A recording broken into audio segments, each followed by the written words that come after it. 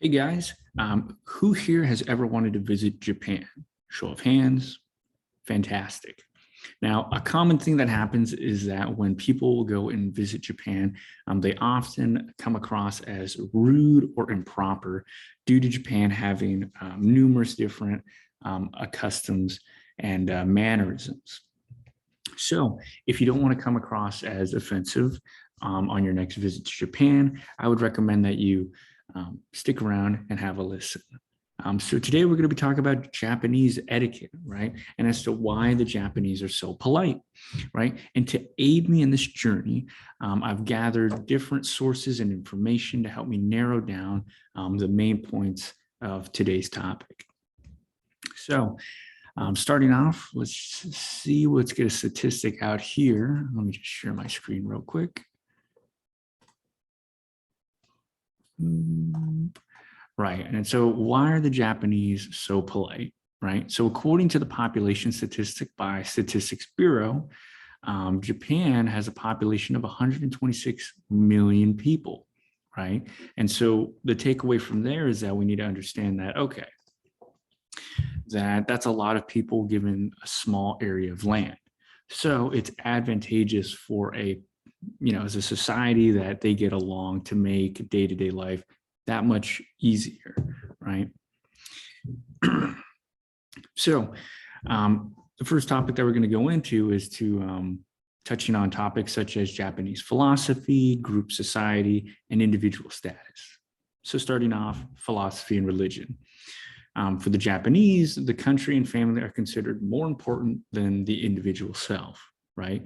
And from our expert quote, according to Swimi Mall, a Japanese etiquette expert, she says, quote, working overtime in Japan connotates to having a passion about work, and one is therefore considered a good employee, end quote.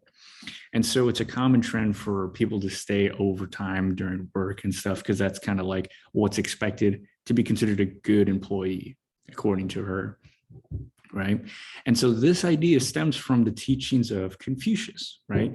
The Chinese sage who set strict codes and conduct, right? And then so if we go into it, according to japanguide.com, they say, quote, Confucianism have had a deep impact not only on China, but also many neighboring countries, including Japan, end quote. And so because of that, for centuries, Japan has been taught from a young age as a society perspective that they need to be responsible members of their families and their country and to serve others' needs before one's own personal needs. As a result of this, the people became obedient and relatively passive and used to having their lives regulated by these rules, which leads me to my next point, which would be group culture and rules in the society. So Japanese culture is highly complicated and has a strong influence on anyone who wants to live or work in Japan. As stated before, the group is seen as more important than the individual. Stepping out of line has a strong impact on how other people perceive you. And so according to japanlive.com, they say, quote, simply speaking too loudly is seen as rude to the Japanese people, end quote. Right.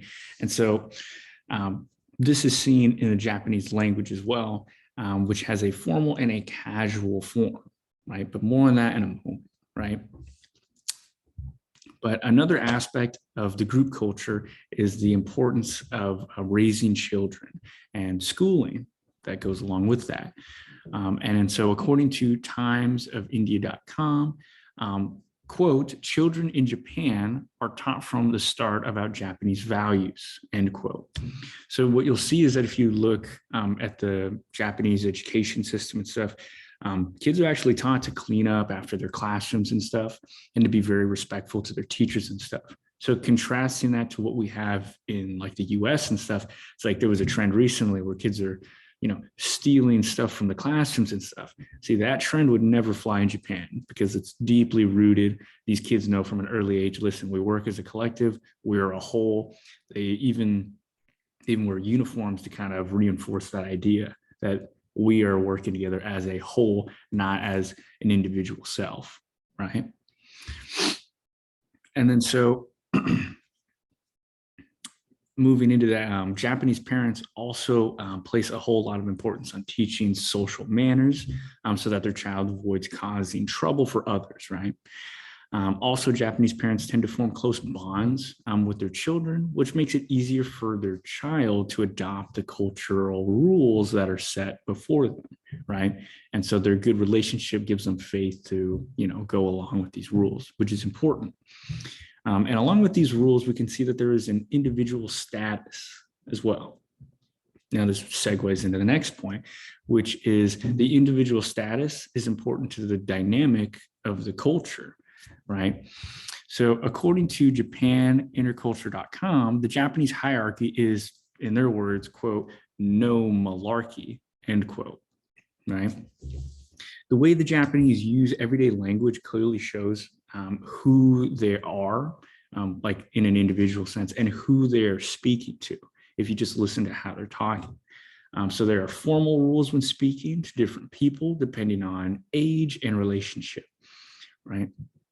And so these rules are generally essential to understand if you're, planning on doing any business or any work in Japan like that. So very important to know. Otherwise, most companies won't even consider you if you come across as not educated in terms of your mannerisms.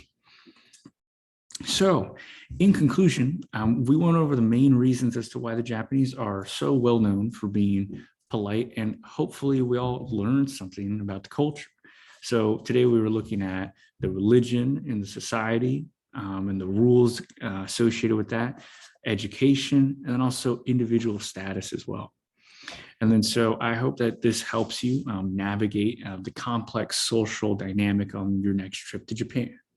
All right, so thank you guys for joining me today, and I'll see you guys in the next one.